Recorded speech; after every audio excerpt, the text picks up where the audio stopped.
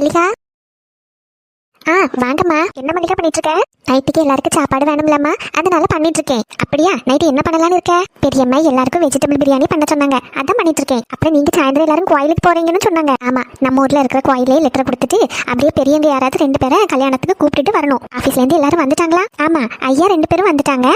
இன்னும் அபி தம்பி மட்டும் வரல. அப்படியா? ஒரே தலைவலியா இருக்கு மல்லிகா. எல்லாருக்கும் காஃபி போட்டு பிள்ளைங்க 2 பேருக்கு பால் ஆத்தி எடுத்து வை. சரிம்மா. எப்படின்னு நாங்கள் கோயிலுக்குலாம் போயிட்டு வந்து தான் சாப்பிடுவோம். அதனால ஃபர்ஸ்ட் எல்லாருக்கும் காஃபி போட்டுட்டு லைட்டாக ஏதாவது சாப்பிட்றதுக்கு பண்ணு. பிள்ளைங்களுக்கு பால் ஹார்லிக்ஸ் ஏதாவது ஒன்று கலக்கு. சரியா? சரிம்மா. அப்புறம் பிரியாணி கொஞ்சம் நிறைய பண்ணிக்கோ, நீ போகும்போது எடுத்துட்டு போ, உனக்கும் சேர்த்து. சரிம்மா.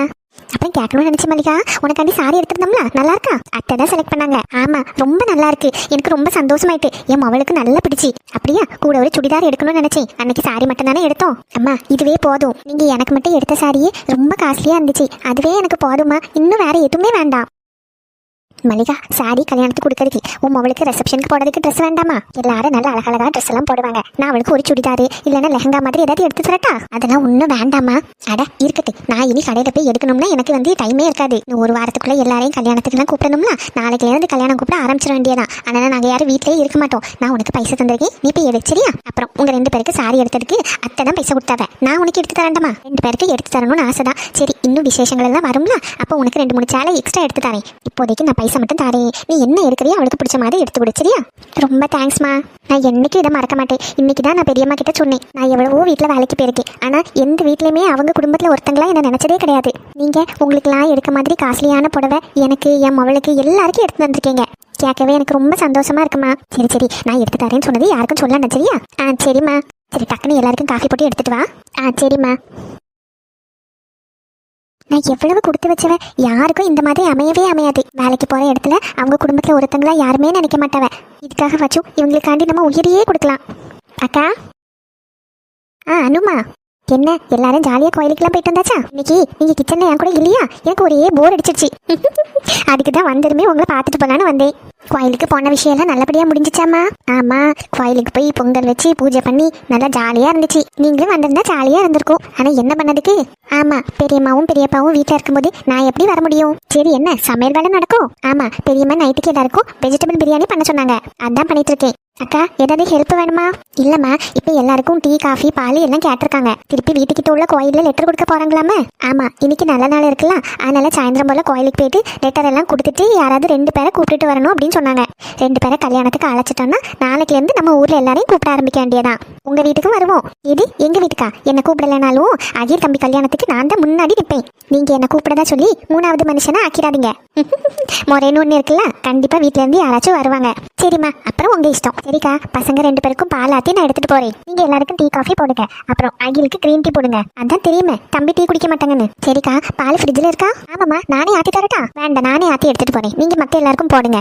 சரி. அனு அம்மா ஒரு நாள் வீட்டில் இல்லைனாலே நமக்கு போர் அடிக்கி. எப்பவும் கிச்சன்ல கதை விட்டு வேலை பார்க்குறப்போ நேரம் போறதே தெரியாது. இன்னைக்கு நேரமே போகல.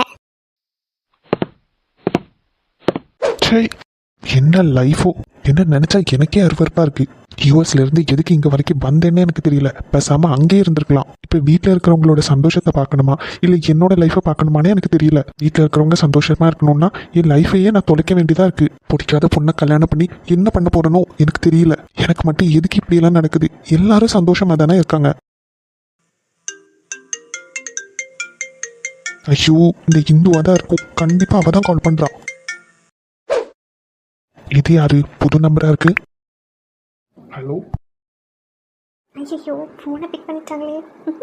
ஹலோ, யார் பேசுறது? போன் எடுத்துட்டு எதுக்கு பேசாம இருக்கீங்க? ஹலோ, யாருங்க பேசுறது? போனை எடுத்துட்டு எதுக்கு பேசாம இருக்கீங்க? எரிச்சலா வருது. காலையில இருக்கிற டென்ஷன் பத்தாதுன்னு இதுங்க வேற. ஐயோ, கோவப்பட்டுட்டாங்களே. ஹலோ. ஹலோ, யார் நீங்க? சாரிங்க, நான் ஜானு பேசுறேன். ஜானுவா? எந்த ஜானு? ஃபர்ஸ்ட் டைம் கால் பண்ணனா, அதான் பேசுறதுக்கு ஒரு மாதிரி இருந்துச்சு. கொஞ்ச நேரம் சைலண்டா இருந்தேன், அதுக்குள்ள இப்படி கோவப்பட்டுட்டீங்க. ஜானுன்னா அந்த பொண்ணு தானே, எனக்கு கல்யாணம் பண்ணிக்க போற பொண்ணு. இவங்க எனக்கு எதுக்கு கால் பண்ணணும்? சொல்லுங்க, என்ன விஷயமா கால் பண்ணீங்க? போன் எடுத்துட்டு பேசாதனால கொஞ்சம் டென்ஷன் ஆகி கத்திட்டேன். சாரி, என்னோட தப்பு தான். ஃபோன் எடுத்ததும் நான் பேசியிருக்கணும். நான் ஃபர்ஸ்ட் டைம் உங்களுக்கு கால் பண்ணுறேன்னா அது கொஞ்சம் நர்வஸாக இருந்துச்சு. பரவாயில்ல, இருக்கட்டும். நான் ஏதோ ஒர்க் டென்ஷன்ல இருந்தேன். ஃபோன் பண்ணிட்டு பேசாம இருந்தீங்களா, அதனால தான். சரி, என்ன விஷயமா ஃபோன் பண்ணீங்க? என்ன ஃபர்ஸ்ட் டைம் ஃபோன் பண்ணியிருக்கோம் இப்படி கேட்குறாங்க? ஒன்றும் இல்லை, சும்மா தான். உங்கள் ஃப்ரெண்டு அன்னைக்கே உங்கள் நம்பர் கொடுத்தாங்க. நான் தான் ஃபோன் பண்ணவே இல்லை. நீங்களாச்சும் ஃபோன் பண்ணுவீங்கன்னு நினச்சேன், நீங்களும் பண்ணலையா? அதான். மேரேஜ்க்கு இன்னும் 1 வீக் தான் இருக்குது. 2 பேரும் ஒரு வாட்டி கூட ஃபோன்லேயும் பேசுனது கிடையாது. 2 பேரும் ஒருத்தர் புரிஞ்சுக்கிட்டதும் கிடையாது. அதனால தான். இந்த பொண்ணு கல்யாணத்துக்கு ப்ரிப்பேர் ஆயிட்டா போல இருக்கு. அதனால தான் எனக்கு ஃபோன் பண்ணி பேசலான்னு ஃபோன் பண்ணியிருக்கு. இப்போ நம்ம என்ன பண்ணுறது? என்னை பற்றி புரிஞ்சுக்கிட்டு எதுக்கு இந்த கல்யாணம் நடக்குமா இல்லையான்னு கூட தெரியல. ஹலோ, லைனில் இருக்கீங்களா? லைனில் தான் இருக்கேன். என்னை பற்றி நீங்கள் என்ன தெரிஞ்சுக்கணும்னு நினைக்கிறீங்க? என்ன இவங்க இப்படி கேட்குறாங்க? இல்லை, கேஷுவலாக பேசினாலே ஒருத்தர் தெரிஞ்சுக்க முடியும். அதனால தான் அட்லீஸ்ட் இந்த லாஸ்ட் 1 வீக்லேயாச்சும் உங்களை பற்றி தெரிஞ்சுக்கலான்னு ஃபோன் பண்ணேன். பரவாயில்ல, நீங்கள் ஏதோ ஒர்க் ப்ரெஷரில் இருக்கீங்கன்னு நினைக்கிறேன். ஒன்றும் பிரச்சனை இல்லை, நீங்கள் அப்புறமா கூட ஃபோன் பண்ணுங்கள். இதுதான் என்னோட நம்பர், சேவ் பண்ணி வச்சுக்கோங்க. ஆமாம், ஆஃபீஸில் கொஞ்சம் ஒர்க்கு, அப்புறம் கல்யாணம்னு வீட்டில் வேறு ப்ரெஷரு. ஆஃபீஸ் ஒர்க் பார்க்குறதா இல்லை என்னன்னு தெரியல. அதான். எனக்கு புரியுது, பரவாயில்ல, நீங்கள் கட் பண்ணிக்கோங்க. எப்போ ஃப்ரீயாக இருப்பீங்களோ முடிஞ்சால் கால் பண்ணுங்கள். சரி, பாய். என்ன, ஒரு பாய் கூட சொல்லாமல் ஃபோன் கட் பண்ணிட்டாங்க? இவங்களுக்கு இந்த கல்யாணத்தில் விருப்பமா இல்லையா எதுவுமே புரியல. ஒரு பர்சன் சைலண்டாக இருக்கலாம், அதுக்காக இப்படியா இருப்பாங்க? கல்யாணம் பண்ணிக்க போகிற பொண்ணு ஃபர்ஸ்ட் டைம் ஃபோன் பண்ணியிருக்கோம். எப்படி பேசணும்னு கூடவா தெரியாது, எடுத்த உடனே கோவப்பட வேண்டியது. சரி, நானும் தெரிஞ்சதுக்கப்புறமாச்சும் கொஞ்சம் சாஃப்டாக பேசலாம்லாம். ஒழுங்காகவே பேசலை. இவரை பற்றி எப்படி தெரிஞ்சுக்கிட்டு கல்யாணம் பண்ணுறது? ஒருவேளை என்ன பிடிக்கலையா இருக்குமோ? இவரை புரிஞ்சுக்கவே முடியலை. எனக்கு மண்டையெல்லாம் வலிக்குது. ஐயோ கடவுளே. இந்த பொண்ணு கூட ஃபோனில் பேசி தேவையில்லாமல் அவங்களுக்கு ஹோப் கொடுக்குறமோ? எல்லாத்துக்கும் காரணம் அந்த லூஸ் ஹரி இல்லைன்னா விக்கியாக தான் இருக்கும். என் நம்பரை கொடுத்து பேசுன்னு உசுப்பேத்தி விட்டுருக்கான். நாளைக்கு அவனை போயிட்டு இருக்கு. இக்க கடையில் வச்சு பார்க்கறதுக்கும் வீட்டில் கொண்டு வந்து பார்க்கறதுக்கும் எவ்வளோ வித்தியாசம் தெரியும் பார்த்தியா? ஆமாம் சின்ன பண்ணி, இந்த சாரியெல்லாம் நம்ம கடையில் பார்க்கும்போது வேற கலரில் இருந்து இப்போ வீட்டில் வந்து இங்குள்ள வெளிச்சத்தில் பார்க்க வேற மாதிரி இருக்கு. ஆமாம், எடுத்துட்டு வந்து பார்க்குறப்ப எனக்கும் அப்படிதான் இருந்துச்சு. ஆனால் நல்ல வேலை, எல்லா சாரியும் நல்லா இருக்கு. பத்தியா சின்ன பண்ணி? ஆமாம், கலர் தான் கொஞ்சம் வித்தியாசமா இருக்கு, ஆனாலும் பரவாயில்ல, நல்லா இருக்கு. எக்க அதில் ஒரு 4-5 சாரி வச்சிருக்கீங்கல்லக்கா, அதில் யாருக்கு? ஆமாம், நானும் கேட்கணும்னு நினைச்சேன். அந்த சாரியெல்லாம் அழகா இருக்கு. நம்ம போகும்போது இதெல்லாம் எடுக்கல இல்லக்கா? ஆமாம் சின்ன பண்ணி, இது நம்ம போனப்ப எடுத்தது கிடையாது. இதில் பக்கத்தில் ஒரு புது கடை ஒன்று ஆரம்பிச்சிருக்கான். நானும் லட்சுமி அந்த வழியா போகும்போது யாருனோமா சாரி எல்லாம் நல்லா அழகா இருந்துச்சு. தேனி திருப்பி ஒரு நாள் வந்து எடுக்கிறதுக்கு யாரு இப்பவுமே எடுத்துருவோன்னு எடுத்தேன். சரிக்கா, இது இவ்வளவு யாருக்கு எடுத்து வச்சிருக்கீங்க? ஒரு 7-8 சாரி போல இருக்கு. ஆமா சாந்தி, நம்ம வீட்டு பக்கத்துல உள்ளவங்க கொஞ்சம் எல்லாம் நல்ல பழக்கம் உள்ளவங்க இருக்காங்கல்ல, அதான் அவங்களுக்கு ஒரு சேலையை கொடுத்துருவோம். நம்ம வீட்டுல முதல் விசேஷம், அதனால பக்கத்துல ஒரு 4-5 பேருக்கு சேலை கொடுக்கலாம் அப்படின்னு நினைச்சேன். ஆனாலும் நீங்க போகும்போது என்ன கூப்பிடல? ஏக்கா இந்த சாரி எல்லாம் அழகா இருக்குக்கா. ஆமா, எங்களையும் கூப்பிட்டு நாங்களும் 2-3 சாரி எடுத்துப்போம்ல. சரிக்கா, விலையெல்லாம் எப்படி? எல்லாம் நல்ல விலை குறைவு தான் சாந்தி. ஒரு 700-800 ரூபாய் கிட்ட தான் வருது. நல்ல காட்டன் சாரி. அதான் பார்க்கறதுக்கு நல்லா அழகா இருக்குக்கா. உங்களுக்கு ஏதாவது பிடிச்சிருக்குன்னா எடுத்துக்கோங்கம்மா. நான் அவங்களுக்கு தானே வேற எடுத்து கொடுக்க. சின்ன பொண்ணு, ஆனா அந்த பச்சை கலர் சாரிக்கு கீழே ஒன்று இருக்கலாம், பச்சை கலர் பார்டர், மஞ்சள் கலரு, அந்த செக்கு போட்டது, அது நல்லா இருக்குல்ல சின்ன பொண்ணு? அது எனக்கு அழகா இருக்கும்ல? ஆமா, நல்லா தான் இருக்கு. அதுல இருக்க எல்லா சாலையும் நல்லா இருக்கு. ஆனா நீங்க குடுக்கடிக்கலக்கா வாங்கி வச்சிருக்கீங்க, அதுல போய் நாங்க கையை வச்சா நல்லா இருக்காது. இருக்கட்டுமா, உங்க யாருக்காவது பிடிச்சிருக்குன்னா எடுத்துக்கோங்க. ஏன்னா பக்கத்துல உள்ளவங்க ஒரு 4-5 பேருக்கு நான் கொடுக்கணும்னு நினைச்சிருந்தேன். கூட ஒரு 2 சாரி எடுக்கிற மாதிரி இருக்கும், அவ்வளவுதானே. கூட ஒரு 2-3 சாலை நான் எடுக்கணும்னு தான் நினைச்சேன். நம்ம வீட்டுல வேலைக்குன்னு யாரையும் நான் வச்சது கிடையாது. ஆனா ஏதாவது விசேஷ நேரத்துல இந்த வீடை துடைக்கிறதுக்கு பெருக்கிறதுக்குன்னு ஒரு 2 பேரை கூப்பிடுவேன். அவங்க 2 பேருக்கு ஆளுக்கு 2 சேலை எடுத்து வச்சிருக்கேன். அதுவும் அந்த கடையில எடுத்ததுதான். அவங்க இந்த கலர் வேணும்னு சொன்னதுனால எடுத்து நாங்க பீரோக்குள்ள வச்சிருக்கேன். வேணும்னா அதை எடுத்து கொடுத்துருவேன், அவ்வளவுதான். என்ன செல்வி, ரொம்ப நேரமா ஒரு சேலையே விட்டு பார்த்துட்டு இருக்க? அது ஒண்ணு இல்ல லட்சுமி அக்கா, அண்ணா ஒரு பச்சை கலர்ல இந்த ஆரஞ்சு கலர் பார்டர் வச்ச சேலை இருக்குல்ல, அது அழகா இருக்கு. யாருக்குக்கா அதை வாங்கியிருக்கீங்க? பாக்குறதுக்கு நல்ல விலை கூடுனா சாரி மாதிரி தானே இருக்கு.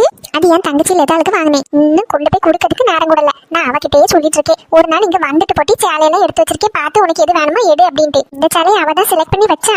வேற ஏதாவது அவளுக்கு சேலை வேணும்னா எடுத்துக்கோ, கொஞ்சம் வீடு வரைக்கும் வந்துட்டு போன்னு சொன்னா அவளுக்கு நேரம் கூட மாட்டேங்குது. அழகா இருக்கு, அந்த அக்காளுக்கு உடுத்தாலும் நல்லா இருக்கும். ஆமா, அவளுக்கு இந்த லைட் கலர்ல இருந்தா ரொம்ப பிடிக்கும்னு அதை எடுத்து வச்சிருக்கா. ஏக்கா ஜானு அவ ரூம்ல தான் இருக்கா. இனி சாப்பிடும் போது தான் வெளியே வருவா. ஏக்கா கோயில லெட்டர் கொடுத்தீங்களா? அப்படியே போய் உங்க அம்மாவையும் உங்க மாமியாரையும் கூப்பிட்டுட்டேலா? ஆமா, இவைய கூட போய் கூப்பிட்டு தான் வந்து இருக்கேன். 2 பேரும் இதுல பக்கத்துல இருக்கிறதுனால பிரச்சனை கிடையாது. இன்னும் கல்யாணம் சொல்லி போகணும். நான் எங்க தங்கச்சியை வான்னு கூப்பிட்டுருக்கேன். அவ வாராளா இல்லையான்னு தெரியல. அப்படி இல்லைன்னா நீங்க யாராவது கொஞ்சம் வருவீங்களாமா? எனக்குன்னு பெருசா சொல்லிக்கிறதுக்கு யாரும் இல்ல. இருக்கிறவங்க எல்லாம் அப்படி மைல் கணக்கு தூரத்துல இருக்காங்க. எல்லாரும் கல்யாணத்துக்கு 1 நாள் இல்ல 2 நாள் முன்னாடி தான் வர மாதிரி இருக்கும். சாருக்கெல்லாம் கல்யாணம் வச்சா நான் ஜானுவை கூட்டிட்டு போயிருவேன் கல்யாணம் சொல்லதுக்கு. இப்போ எனக்கு கூட்டிட்டு போறதுக்கு வேற யாரும் கிடையாது. என் தங்கச்சி வந்தாதான் உண்டு. ஏக்கா அதனால என்னக்கா, நாங்க இவ்வளவு பேர் இருக்கோம்ல, ஒவ்வொரு நாள் ஒவ்வொருத்தரா போவோம், அவ்வளவுதான். சரி, நாளைக்கு யாரு போறீங்க? யாருனாலும் வாங்கம்மா, நீங்க எல்லாரும் வந்தாலும் எனக்கு சந்தோஷம் தான். நானும் எங்க வீட்டுக்காரவியலும் போவோம். எங்க கூட இன்னும் ஒருத்தங்க வந்தா நல்லா இருக்கும். லட்சுமி, நாளைக்கு வேணா நீ வரையா? அடுத்தடுத்த நாள் நான் சின்ன பொண்ணு சாந்தி செல்வின்னு ஒவ்வொருத்தரையா கூட்டிட்டு போறேன். முதல் நாள் போகும்போது இவையெல்லாம் கூட்டிட்டு போகணும். கொஞ்சம் முக்கியமானவங்களை எல்லாம் கூப்பிடுறதுக்கு இவைய வந்தாதான் கரெக்டா இருக்கும். அதனால நாங்க 2 பேரும் நாளைக்கு போயிட்டு வந்துருவோம். மத்தியானத்துக்குள்ள வந்துருவோம். மத்தியானத்துக்கு மேல நம்ம தெருவுல எல்லாம் கூப்பிட ஆரம்பிக்கணும். அதனால என்னக்கா, நம்ம வீட்டு பிள்ளை கல்யாணம், நான் வராம இருப்பேனா? நாளைக்கு மத்தியானத்துக்கு மேல நான் ரெடியா நிக்கேன். நம்ம 2 பேருமே சாந்தி எல்லாரையும் கூட்டிட்டு வந்துருவோம். சின்ன பொண்ணு, அப்ப நாளைக்கு நானும் லட்சுமியும் போறோம். மத்த நாளைக்கு நீங்க 3 பேர்ல யாராச்சும் ஒருத்தர் நீங்களே பேசி முடிவு பண்ணி வாங்க. இக்கா, அன்னைக்கு ஞாயிற்றுக்கிழமை ஆனால் எங்கள் வீட்டுக்காரு வீட்டில் நிற்பாவ. அவிகளுக்கு ஏதாவது வச்சு எடுத்து கொடுக்கலன்னா என் மாமியார் என்ன வீட்டில் வச்சிருக்காது. ஞாயிற்றுக்கிழமை ஆனால் சிக்கனு மட்டனு வாங்கி கொண்டு போட்டிருப்பாவக்கா. நான் அதையும் தின்னுட்டு கல்யாணம் சொன்ன வந்தால் நல்லா இருக்காதுல்ல. இக்க, ஞாயிற்றுக்கிழமை வேணா நான் வாரேன். எங்க வீட்டுக்காரர் எவையதான் இங்க இல்லைல்ல, அவர் அங்க சென்னையில எல்லாம் வேலையா இருக்காரு. நான் வீட்டுல சும்மா தான் இருப்பேக்கா. நான் வேணா வாரேன். சரி செல்வி, அப்ப ஞாயிற்றுக்கிழமை நீ வா. திங்கக்கிழமை நான் வாரேன். செவ்வாய்க்கிழமை நான் இவியலை கூட்டிட்டு போங்க. சரி, ஒரு 4 நாள் போதும். தூரம் இருக்கிறவங்களை எல்லாம் போய் கூப்பிடுற அளவுக்கு நேரம் கிடையாது. என் சொந்தக்காரன் சரி, இவைய சொந்தக்காரன் சரி, எல்லாரும் பாம்பே, டெல்லி, அமெரிக்கா, லண்டன் அங்கெங்கே இருக்காவ. அவங்க எல்லாம் கல்யாணத்துக்கு வருவாங்களா இல்லையான்னு கூட எனக்கு தெரியல. என் பிள்ளைங்க 2 பேரும் வயசுக்கு வந்ததுக்கும் நான் எல்லாரையும் கூப்பிட்டேன். எல்லாரும் ஒரு நாள் முன்னாடி தான் வந்தாங்க. எல்லாரையும் வீட்டுல போய் அழைச்சேன் தெரியுமா? அப்பமெல்லாம் எல்லாரும் இங்க நோடி பக்கத்துல தான் இருந்தாங்க. ஆனாலும் யாருமே வரல. எனக்கும் இவளுக்கும் ஒரே சங்கடமா போச்சு. அதனால இந்த வாட்டி எல்லாருக்கும் ஃபோன் அடிச்சு தான் கூப்பிடலான்னு இருக்கோம். இன்னும் ஒரு வாரத்துல எங்களுக்கு அங்கெல்லாம் போய் கூப்பிட்டு வர முடியாது. ஒன்றும் கவலைப்படாதீங்கக்கா, இது சொந்தக்காரங்கனாலே இப்படிதான். நம்ம எல்லாம் அவங்க வீட்டு விசேஷம்னா ஓடி போய் முன்னாடி நின்று எல்லா வேலையும் இழுத்து போட்டு செய்வோம். ஆனால் நம்ம வீட்டில் ஒரு விசேஷம் வரட்டும், ஒருத்தியலும் வரமாட்டாவ. இது எல்லா குடும்பத்திலையும் நடக்கிற விஷயம் தாக்கா. அதனால நீங்க அதை பத்தி கவலையே படாதுங்க. நாங்கெல்லாம் இருக்கோம்ல, ஜானு கல்யாணத்தை ஜாம்னு நடத்திடுவோம். எம்மா, எனக்கு இப்பதான் நிம்மதியா இருக்கு. நீங்க எல்லாம் இல்லைன்னா நான் என்ன பண்ணுவேன்? அதான் நாங்கெல்லாம் இருக்கோம்ல, கவலையே படாதீங்க. ஜானு கல்யாணத்தை முடிச்சதோடி அடுத்தது பூமாரி கல்யாணம் தான். அதையும் நல்ல சிறப்பாக முடிச்சிருவோம், பயப்படாதீங்க.